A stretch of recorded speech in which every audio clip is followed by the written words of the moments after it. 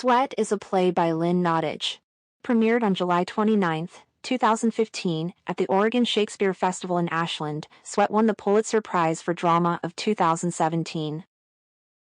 This two-act play is set in a bar in Reading, Pennsylvania, with alternating 2000 and 2008 time periods. The play is about the struggles of factory workers who were born in the Berks County, Pennsylvania. Nottage explores the impact of the early 2000s manufacturing downturn on reading, revealing its destabilizing effects on the economy and racial ties. The play unfolds during a crucial period in American industry marked by the outsourcing of time-honored factory jobs due to NAFTA or the North American Free Trade Agreement. It also touches on the 2008 recession, highlighting the disparity between the bailout of big banks and the financial hardships faced by ordinary Americans. Before we begin, don't forget to like, share and subscribe. The play begins with Jason, a 29-year-old white American of German descent sporting white supremacist facial tattoos, meeting Evan, his African-American parole officer.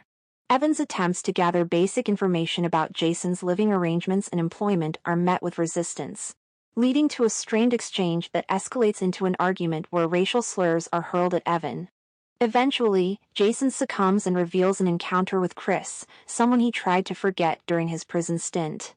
The scene then shifts to Evan's meeting with Chris, a 29-year-old black man tackling societal reintegration post-release due to the burden of felonious shame and remorse. Chris shares their recent unexpected encounter with Jason, recounting how, despite their emotional turmoil and Jason's offensive tattoos, the two men embraced on the street.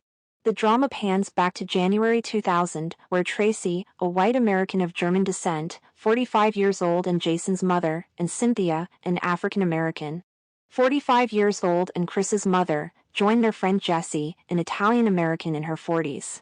They are gathered to celebrate Tracy's birthday at a local bar in Reading, Pennsylvania. A tipsy Jessie is unconscious at a table while Tracy and Cynthia are dancing. Their camaraderie extends to Stan, the white American of German descent bartender in his 50s, with whom they exchange playful banter. Cynthia discloses the recent expulsion of her estranged husband, Brucey, an African American in his 40s, struggling with drug abuse since losing his job at a local textile mill. The trio also discusses Freddie Brenner, who intentionally burned his house amid marital strife, debt, and rumors of cutbacks at Olstead Steel Tubing, where they all work. Stan emphasizes the potential outsourcing of steelworkers' jobs to Mexico due to NAFTA. Jessie awakens, irate when denied another drink by Stan. Oscar, the 22-year-old Colombian-American busboy often overlooked, chaperones her to the bathroom. Concerned about Jessie's alcohol problem jeopardizing her job, Cynthia and Tracy discuss recent developments at Olstead's, including an opening for a warehouse supervisor. To Tracy's astonishment, Cynthia contemplates applying for the position, despite Stan's cynicism about the plant's disrespectful management, stemming from his family's long history of working there until he lost part of his leg in a work accident. Nevertheless, with over 20 years of experience on the warehouse floor, both Cynthia and Tracy are determined to pursue the opportunity. Jason, Chris, and Stan discuss Jason's aspirations to acquire a motorcycle and Chris's newfound romantic relationship. Oscar eavesdrops on their banter. Chris drops a bombshell: he has been accepted into Albright College's teaching program, catching Jason off guard, given their shared employment on the Olstead's factory floor. Jason, who always envisioned retiring and starting a business with Chris, feels hurt that Chris didn't share this news earlier. Jason vehemently insists that Chris cannot leave Olstead's as they were supposed to be a team. However, Chris is resolute in pursuing his own path, viewing it as a personal journey he must embark upon. Brucey tells Stan about the prolonged lockout at his textile mill, stretching nearly 2 years. Brucey, along with fellow employees, stands firm against conceding on their retirement benefits. The plan's response involves hiring Mexican immigrants as temporary laborers. Stan empathizes with Brucey, having spent 28 years at Olstead's and expressing relief that his injury enabled him to leave. Brucey reveals a sense of disorientation and recounts a recent racist incident at the labor union. As Cynthia, Tracy, and Jessie enter, Brucey pesters Cynthia until she agrees to converse with him. He discloses his participation in a rehab program, but Cynthia remains unimpressed. Sharing Chris's acceptance to Albright, Cynthia faces Brucey's disapproval of the tuition cost and Chris's decision to leave Olstead's. Despite Brucey's plea for another chance, Cynthia stands firm, reinforced by Tracy and Jesse. Cynthia secures the warehouse supervisor promotion, prompting a celebration with her friends at the bar. While Tracy steps outside for a cigarette, Oscar asks about job opportunities at Olsted's, having spotted a posting at the local Latino community center. Tracy, however, dismisses the idea, asserting they are not hiring. She emphasizes the need for union membership and connections within the plant to secure employment. Shifting the conversation, Tracy suggests that Cynthia only got the promotion because of her race and makes a casual remark about Latino individuals seeking jobs in reading. Oscar clarifies that he was born in Berks County, just like Tracy, but she remains steadfast in her belief that the town was built by German immigrant ancestors like her grandparents, stating firmly. In April, Jessie waits alone at the bar for her birthday celebration, as Tracy, Cynthia, Jason, and Chris are running late. After Cynthia arrives, they share memories of their early days at the factory. However, tension arises when Tracy bursts in, revealing resentment towards Cynthia for the promotion. Upset that Cynthia appears to be ignoring her and ingratiating herself with management, Tracy expresses her frustration. Cynthia acknowledges the feelings but urges Tracy not to inject race into the situation, promising to inform everyone about potential layoffs. Chris and Jason encounter Brucey at the bar, informing him that Olsted's relocated 3 mills over the holiday weekend. The company has posted a list of names on the front door, prompting Chris and Jason to hurry to investigate. Brucey warns them about potential job loss and advises accepting concessions to prevent a lockout, drawing parallels to his situation. Chris and Jason rush off to Olsted's. The play jumps ahead to October 2008, a few weeks post Jason and Chris's parole meetings. Jason seeks financial assistance from Tracy, but she responds with hostility, revealing that she's high on pain medication, having developed an addiction during Jason's prison term. Simultaneously, Chris arrives at Cynthia's apartment, where he plans to stay. Cynthia, now working irregular hours at maintenance jobs after losing her house, apologizes to Chris, although he doesn't believe she has anything to apologize for. Cynthia discloses her severed ties with Tracy due to past events.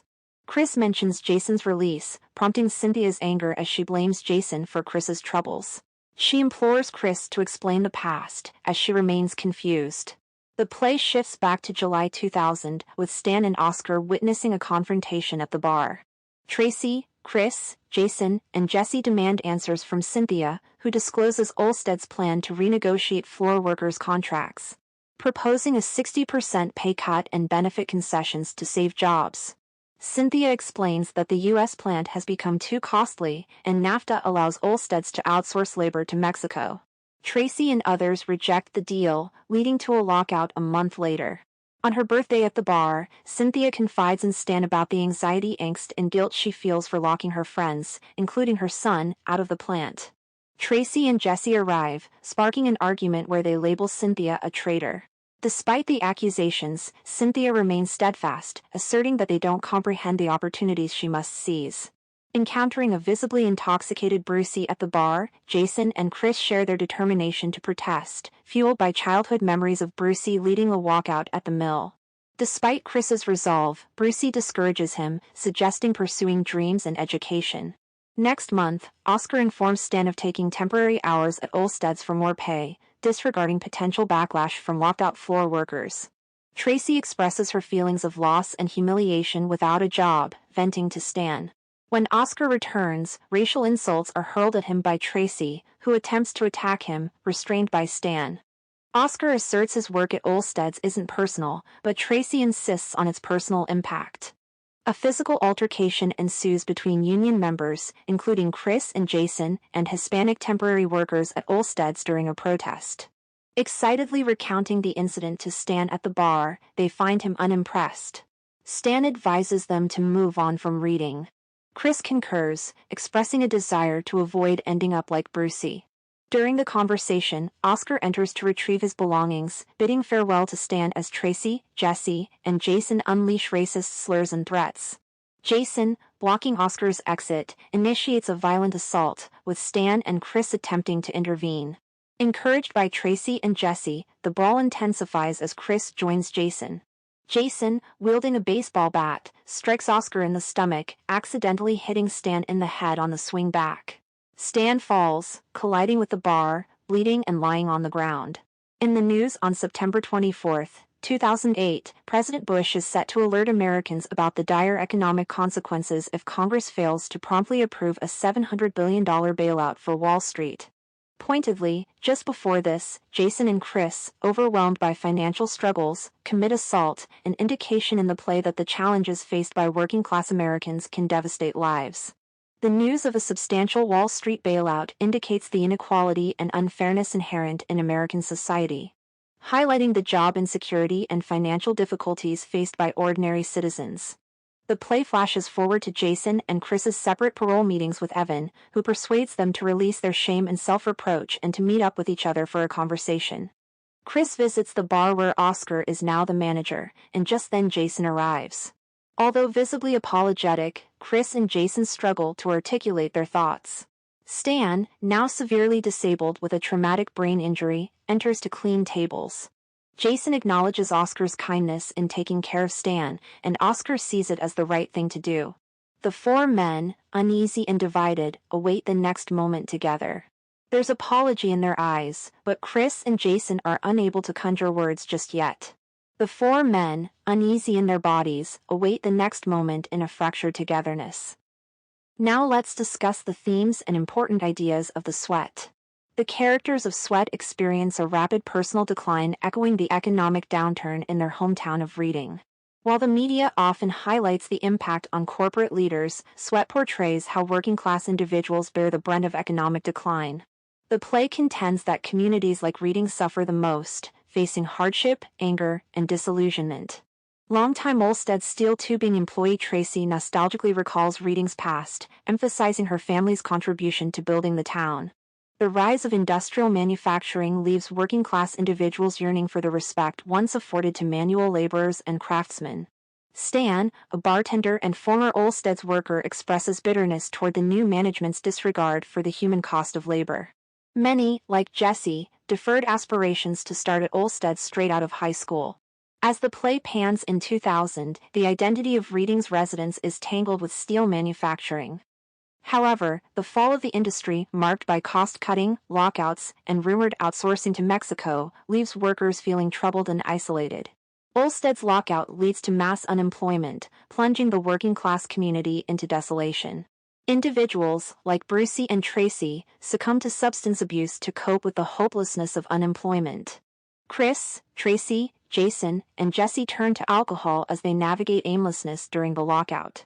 The community experiences a combined existential crisis as the industry they devoted their lives to tumbles, resulting in self-destruction. This despair ends in violence when Jason and Chris attack Oscar, a busboy working at Olmsted's as a scab during the lockout. The tragedy occurs as Stan, attempting to intervene, is accidentally injured by Jason's baseball bat swing. This highlights the destabilizing impact of economic decline on blue-collar workers, leading to self-annihilative behavior and the harm inflicted on innocent lives. The repercussions extend beyond industrial corporations, affecting the psychological welfare of laborers and the cohesion of their communities. Sweat explores the links between overarching economic shifts that influence and shape American society and the experiences of individual Americans impacted by these drifts. These connections manifest through tangible realities like corporate downsizing, cheaper outsourcing, and the adoption of non-union hiring practices. Nottage frames the play's narrative against the backdrop of two significant economic downturns, the 2000 to 2001 recession following the dot-com bubble and the Great Recession of 2007 to 2009. Rooted in these economic currents, the play conveys a palpable sense of instability surrounding job and financial security. Jason, Chris, Tracy, and Jesse struggle with disappointment and anger as they face wage reductions, leading to skirmishes among them as they navigate shrinking opportunities. Nottage deliberately chose Reading, Pennsylvania, a Rust Belt town, as the play's setting because, at the time, it held the unfortunate distinction of being the poorest town of its size in the United States. Reading serves as a microcosm for the broader decline of the American middle class, a segment facing diminishing job prospects, particularly in factories and industrial units. Stan's statement that, and the problem is they don't want to get their feet dirty, their diplomas soiled with sweat, or understand the real cost. The human cost of making their shitty product on the current leadership's detachment from the concerns of workers highlights the broader uncaring attitude of the capitalistic corporate brass. The play highlights the deliberate distance maintained by not just factory management but also politicians from the worries of working-class Americans. The extreme detachment of Olsted's management is evident in Cynthia's shock after she is promoted, 24 years, and I can't remember talking to anyone in the office, except to do paperwork. I mean, some of these folks have been working here as long as us, but they're as unfamiliar as a stranger sitting next to you on the bus. This indicates the corporate management's disconnect from factory floor workers that enables the outsourcing of jobs to Mexico. This theme is further emphasized when Oscar shows Tracy a Spanish-language job offer, implying that management is already viewing current workers as expendable, even before the commencement of a strike. In Sweat, racial prejudice is intricately explored, examining both microaggressions within the union and the violence faced by Oscar as a scab. Nottage goes beyond simple black and white labels, considering the social and ethnic backgrounds of Colombian American, Italian American, German American, and African American characters. The play dives into the impact of assumptions based on external appearances, erasing the lived experiences of individuals. Tensions among racial groups exist even before the characters face financial hardships. Tracy, a white worker at Olsted's, emphasizes her German immigrant heritage, suggesting an exclusivity in reading, stating, "This subtle prejudice extends to others at the bar, where Oscar, a Colombian American, is ignored, rejected, and insulted as Tracy tells him that Olsted's isn't for you and you better believe it's personal." Oscar highlights this erasure, especially during the strike when factory workers refuse to acknowledge him as a person and he declares, "If they don't see me, I don't need to see them." The play reveals how economic inequality fosters suspicions and rifts among friends, as seen when Tracy turns on Cynthia, insinuating her promotion happened because the corporation wanted a minority. They get tax breaks or something. Economic strain and racism escalate, leading to a tragic hate crime by Jason and Chris against Oscar. However, the play ends with a hopeful reunion, suggesting that despite economic hardships, racial tensions can be overcome. This was for today. Hope you liked the video, so don't forget to share and subscribe.